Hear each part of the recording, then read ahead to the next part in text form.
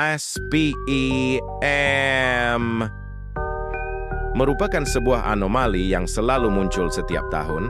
Anomali ini sangat ditakuti oleh budak tingkatan 5. Walaupun mereka takut dengan anomali ini, mereka tetap sahaja tidak fokus dalam kelas, push rank sampai tengah malam dan ponteng kelas tambahan.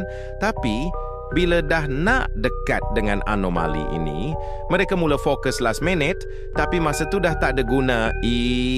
Menyesalnya. Mak! Mak lemak-lemak!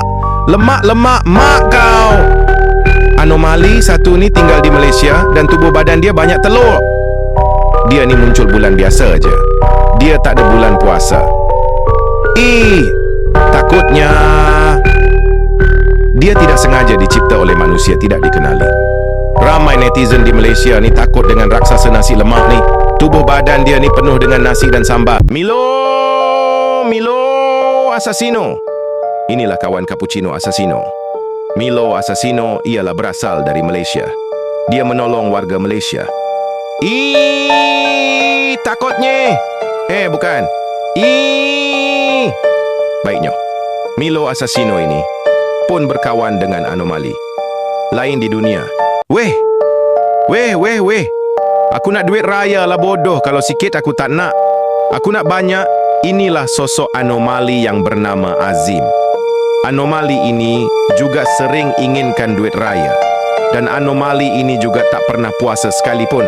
Anomali ini juga sering meminta duit dari orang dan berjanji nak bayar balik duit yang dipinjam.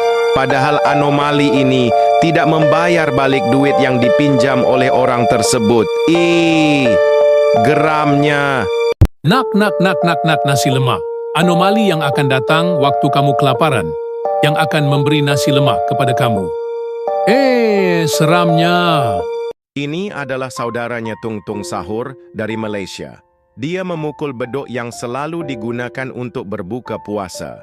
Tetapi dia tidak mengikuti Tung Tung Sahur balik ke planetnya. Dia harus tinggal di surau atau masjid di Malaysia.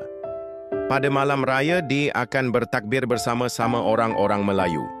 Namanya adalah tak-tak-takbir. Bir-bir duk-duk-duk dadi. Kesiannya dia.